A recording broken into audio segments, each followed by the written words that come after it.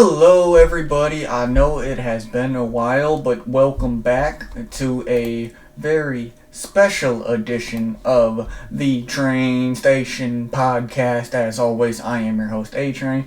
It's mock draft season, so I'm giving you guys a mock draft. We're gonna do round one with the draft just about a week away. I'm gonna give you guys my thoughts, opinions, and that kind of stuff. So let's go ahead and get into it.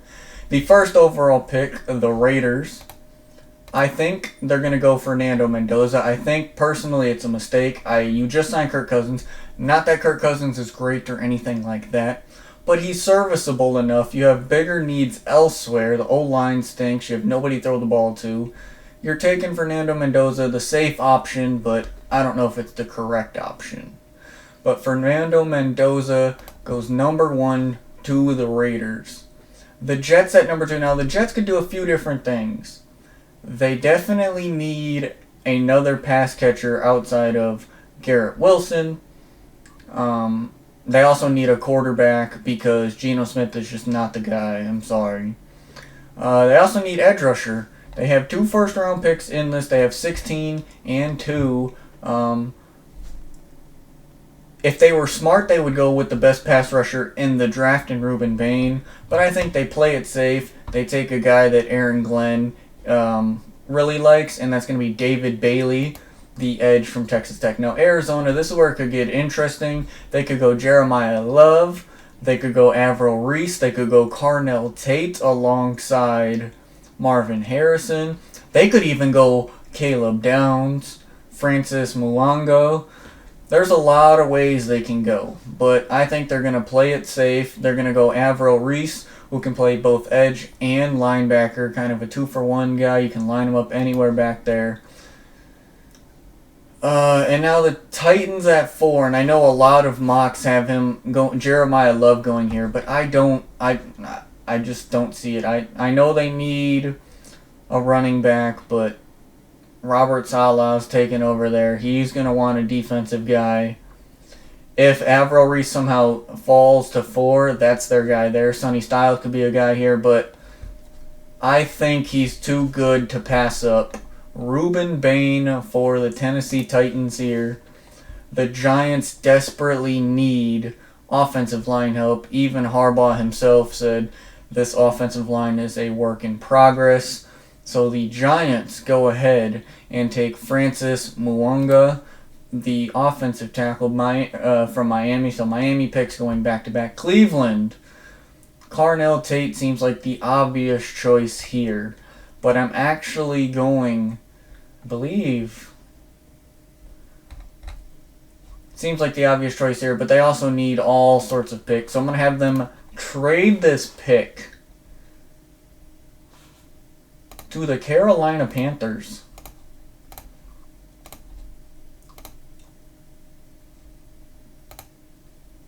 Carolina will give up 119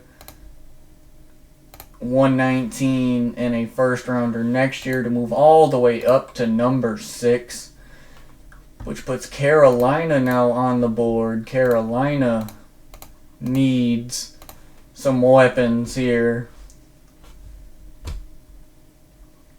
So, but I'm not going to have them take Carnell Tate. I actually have them trading all the way up to take Caleb Downs, the safety out of Ohio State. Teams like New Orleans, Kansas City, and Cincinnati all need a guy like that. So they jump everybody and take Caleb Downs. Washington here, this is where I think Carnell Tate is going to go. Carnell Tate goes number 7, to the Commanders to give Jaden Daniels yet another target. The Saints at number 8. They have all sorts of needs here. They need edge rusher, they need receivers, offensive lineman, quarterback. They need just about everything. So they're in a prime position. If there's not a trade here, I think the Saints are probably the one team that you can rely on to heavily be involved in a trade down. And that's exactly what we're going to do. We're going to have them trade down. with the Los Angeles Rams, who have 2 first-round picks in this draft. So they're going to give up 13 and 61. And in 1361, New Orleans will give up a 5th and a 6th next year.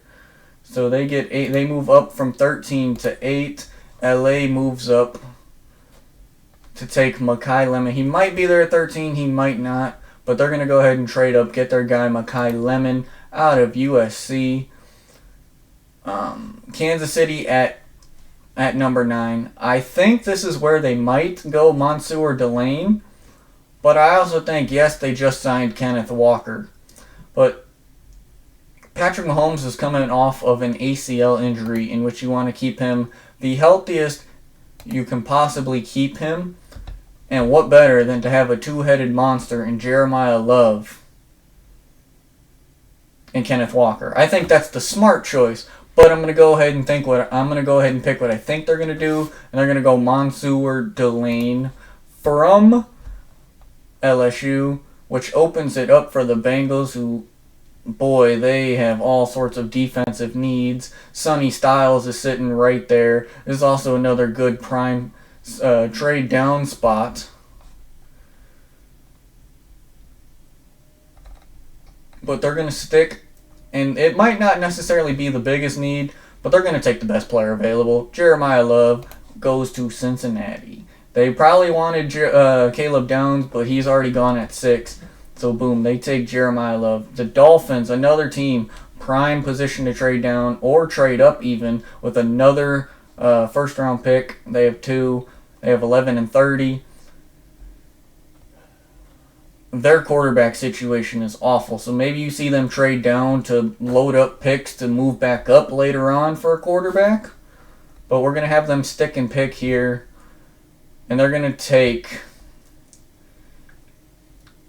Monroe Freeling, the offensive tackle out of Georgia, to protect whoever their quarterback they decide to be. It's the Cowboys. This is a spot potentially for Sonny Styles, Dylan Thielemann, but also it's a prime trade down spot again for a team needing wide receiver. So that's exactly what we're going to do. We're going to have the Patriots trade up. The Super Bowl runner-ups are trading up all the way with the Dallas Cowboys. They're going to give up 31-63 next year's 2nd and a 5th for 12. So they move all the way up to number 12. And the New England Patriots are going to get help for Drake May with Jordan Tyson, the wide receiver out of Arizona State. Many have him as the 2nd. Many have him as the 1st. I think him being the 3rd best receiver is a fair assessment. No, by far, Carnell Tate and then Mekhi Lemon. And then it's a toss-up after that. The Saints here, they trade down. They can still land who they need to land. Sonny Styles, the fall stops. Sonny Styles goes 13 to the Saints and a team that's desperate for a playmaker on that side of the ball. The Ravens here, with the slide of Jeremiah Love, I could see them potentially being a team to maybe trade with the Kansas City Chiefs, maybe trade with the Bengals, try and get Jeremiah Love. Not necessarily needed, but that's just what the Ravens do. But they are losing. They lost Isaiah Likely. They need to replace Isaiah Likely. What's the easiest solution? Kenyon Sadiq, the best tight end in the draft and the only one worth taking in the 1st round. The Ravens go ahead and take Kenyon Sadiq. Tampa Bay, edge rusher, linebacker. So defense pretty much. See, Jemrod McCoy, he's difficult because he didn't play at all last season, coming off of a dangerous ACL tear and medical red flags. If he's able to stay healthy, he's by far a 1st-round pick. But those medical red flags are questionable. They're gonna go ahead and play it safe. Not necessarily a need, but kind of sort of the best player on the board. Dylan Thielemann, the safety out of Oregon, goes to the Bucs. The Jets here for the 2nd time. As you know, we took David Bailey in number 2. So now we're going to go ahead and pair them up with, actually might even trade down here. But we're going to go ahead and give them an offensive weapon here they're going to go with Casey Concepcion from Texas A&M. Detroit, offensive line and pass rush is desperately needed. They're moving, or rumors suggest they're moving Penei Sewell to left tackle, which means they have a big gap at right tackle. Who better than to fill that gap than the 6'7", 326-pound offensive tackle? Caden Proctor goes to the Lions. Again, if he's still there around, 13, 14, I could see the Lions potentially trading up to try and get him. They might not even go. I don't know. It feels like this would be the kind of move that the Lions would make, is get Jermod McCoy because he's been injured. Oh, he's a prospect that we can fix. But they're staying put. They're getting their right tackle. They're going to help invest in Jared Goff, because Jared Goff needs a clean pocket, and that's what they're going to try to give him. You got Caden Proctor, Cade Mays, Penei Sewell. You're pretty set there. And also last year's pick, Tate Rutledge, not bad. Serviceable. You have Drew Struggs, who you got in the David Montgomery trade, again, serviceable.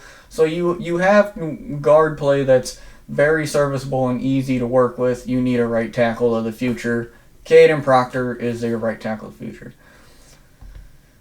The Vikings here. Offensive line is desperately needed here for them, as is defensive tackles. Now, there's two great defensive tackles here on the board in Caden McDaniel, Caden Falk, but there's also Spencer Fanu, Caleb Lomu, maybe Jermod McCoy. They take a waiver on him, but I think they're gonna go ahead and they're gonna take an offensive lineman, Blake Miller, out of Clemson, another spectacular tackle. Depending on which route which you have them on your board as, is how you're gonna see fit. You're gonna start to see a run on linemen though. Blake Miller, the Browns traded down to 19. They also have 24. They are going to go ahead and take Spencer Fanu, the offensive tackle out of Utah. The Cowboys traded down, and they are going to go ahead and take the risk. They stop the Jermod McCoy drop, and they take the corner out of Tennessee. Pittsburgh, obvious O-line help. They do need a quarterback, but I don't think there's a quarterback here worth taking here in the first round.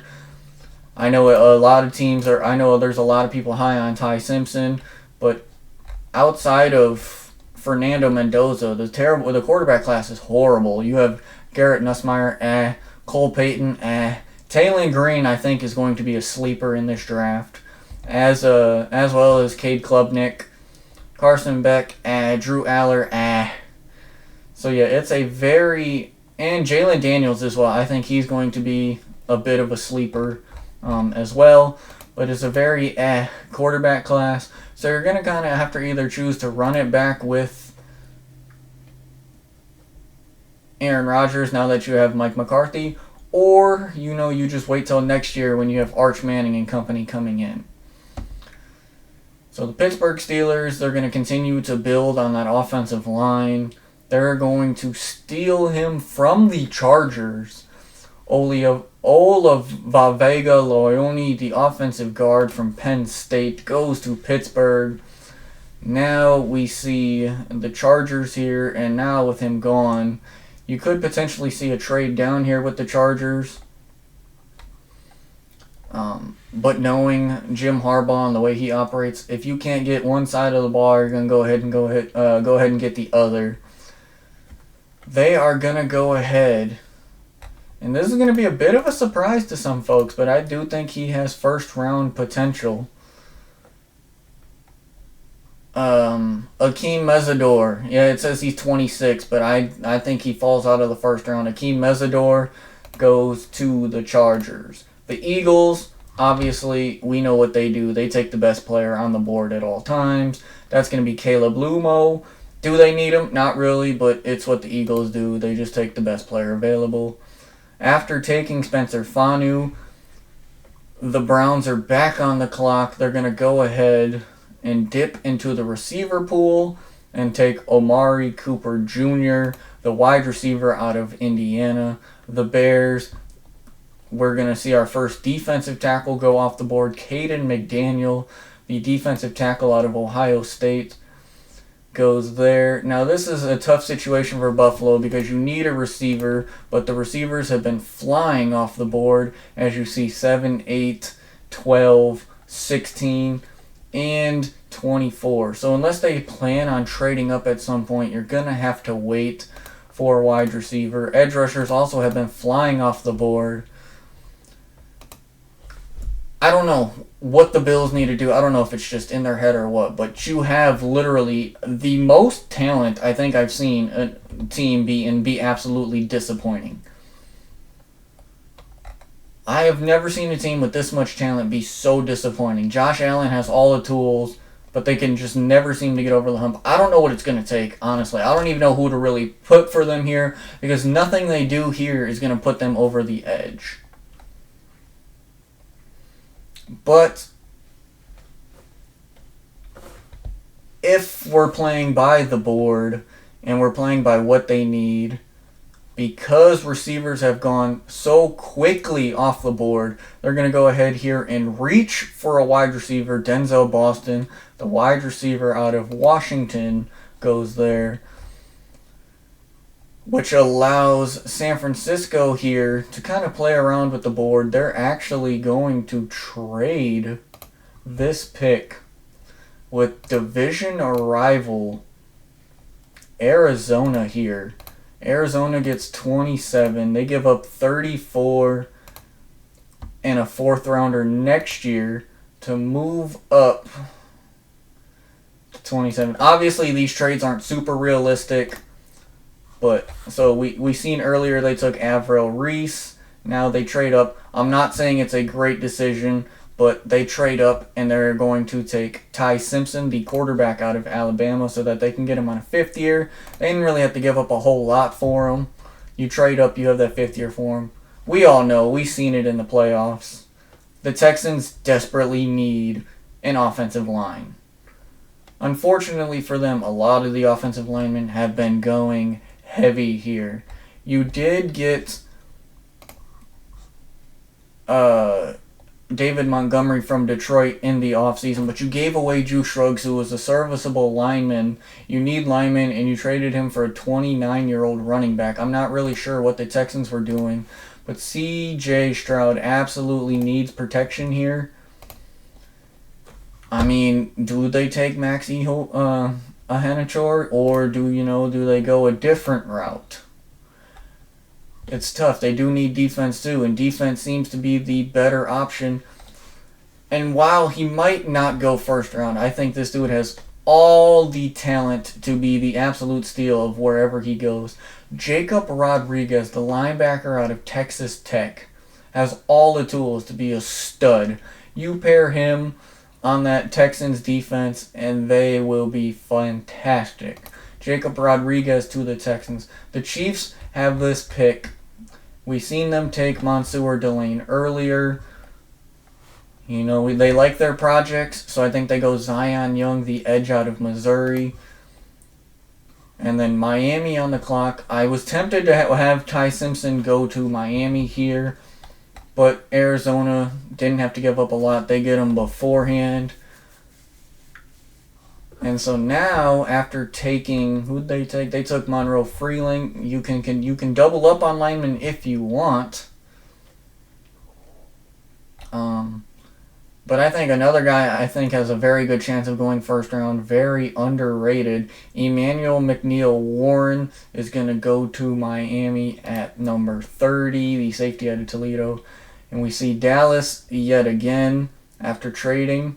They took Jermrod McCoy, and then they're going to double up on defense here with another guy. I know a lot of these rankings are subjective and whatnot. Another guy I think is going to be a very good, Avion Terrell's also right there. But I think he's just, after the way he played in the playoffs this past season, he's just too good to pass up. D'Angelo Pons, the corner out of Indiana, goes 31 to the Dallas Cowboys. leaving the Super Bowl winning Seattle Seahawks on the board at number 32 here. And they lost Kenneth Walker, so they could potentially go Jadarian Price here, who, in my opinion, is the second best running back. He might even be the first best running back. They could wait and they could go. The running back class is stacked, so they don't necessarily have to reach. But there's Jadarian Price. Katron Allen's going to be really good. Roman Hemby's going to be good. Nicholas Singleton's going to be really good. Le'Veon Moss in the later rounds, I think. Running back, this is a very deep running back class. Daniel Highshaw out of Kansas, another very good. So you don't necessarily... Devin Mockabee from Purdue. There's a lot of guys that their ranking might not show them being ranked very high, but they're going to be very solid NFL contributors. Jonah Coleman. So you don't necessarily have to reach for a running back here, and I don't think we're going to either. The fall stops. Kendrick Folk out of Auburn goes here. There's also rumors, and I would believe it, that Cassius Howell, I know he's ranked 61 here, he could slide into the first round. Also, watch out for R. Mason Thomas to go early second. A lot of these rankings I don't necessarily agree with, but they're going to stop the slide. Kendrick Folk out of Auburn goes to the Seattle Seahawks. So as you can see here is the board one more time. Fernando Mendoza is the number 1 pick. David Bailey, Arvell, Reese, Ruben Bain to Tennessee. Francis Muago to the Giants. Carolina trades up to take Caleb Downs. Carnell Tate, Makai Lemon goes 7 and 8. Mansour Delane goes number 9. Jeremiah Love, his slide stops at number 10. Monroe Freeling. Patriots trade up all the way to 12 to get Jordan Tyson. The Saints get Sonny Styles. Ravens replace Isaiah Likely with Kenyon Sadiq. Dylan Dilliman to Tampa. KC Concepcion to the Jets. This very well could be a Denzel Boston or an Amari Cooper. And they could even double up on defense, since their defense did not commit a turnover at all last season. They were the only team in the league to not get an interception. They could double up on defense. But I think they need another playmaker alongside